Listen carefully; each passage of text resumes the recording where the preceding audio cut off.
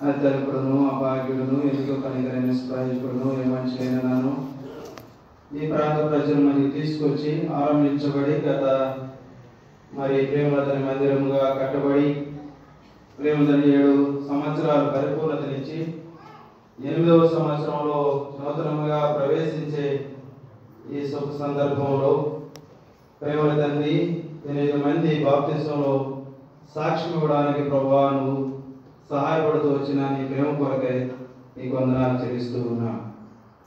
ప్రేమ తండ్రి పరిచర్య ప్రార్థించడి నిరీక్షించే రీతిగా ప్రారంభ దశ నుంచి ముగింపు దశ వరకు మీరు ఇంతవరకు సహాయపడిన నీ ప్రేమతను బట్టి కూడా స్తుతిస్తూ ఉన్నా.